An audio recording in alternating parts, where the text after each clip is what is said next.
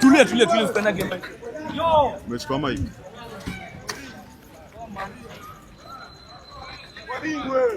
Cheki mpatane kwa ring manze, acheni wamu. Mbona mmenishika? Si leo. Si saa hizi si leo.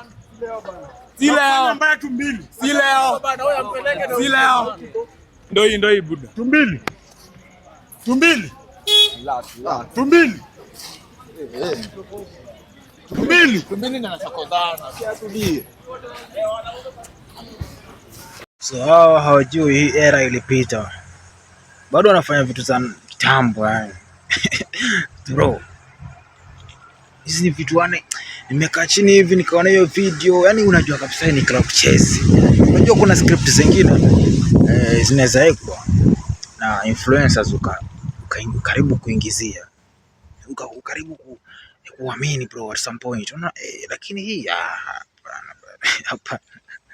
Yaani siku hizi mnatafuta followers mbaya sana. Sasa Vinde kusema ule kweli angeendelea ku live stream bali ana live stream. Si angepata followers bado ama si bado hata kando na followers. Si watu already wanamjua. Sasa nini nyingine anatafuta? Tumbili naye. Unaona mtu anakuambia vitu zingine kufanya ukishafika level fulani. Kusema ule kweli. Because platform yenyewe Vinde yako nayo.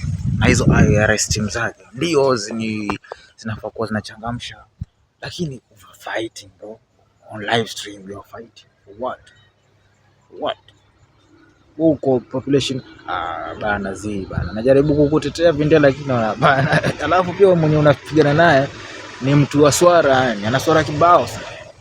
Last time tumeona Tumbili ampeleka Mbavu kwa club, anafanya club appearance Mbavu. Tunamjua ni mtu soba, tunajua ni mtu si hatujaona content ya Mbavu kwa club, lakini jamaa anamtukana mpeleka kwa club, anatrack na mademu.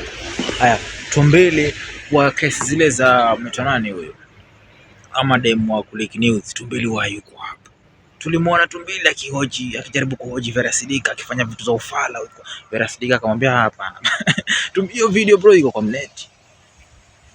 Sasa hii tu wewe Vinde unakuja unashikana na Tumbili tena mnafanya vitu za ufala. Yaani bro, you have to go. Tumbili let alone Tumbili.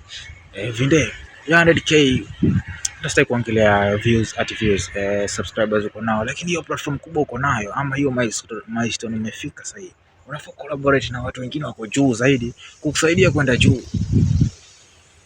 Wewe una collaborate na Tumbili unafanya boxing match na Tumbili. People are not going to take you serious anymore. Nimepita hizo comments zenu huko. Mbaya sana bana. Hizo comments mafanzo wamesema sisi tumechoka bana. Tumezoea sana. So mimi naona ni ufala hiyo watu wanafanya because hii ni kitu ilipita na wakati. Siwezi kaa chini hivi nikaangalia vitu kama hizi with my real sense. Mimi nimezeeka sasa hivi bro. Mimi ni mtu mkubwa sasa hivi. Siwezi kaa chini hivi nikakaa. Hata watoto wenye wanakuja generation inayokuja hawezi kaa chini kaangalia ufala kama hiyo.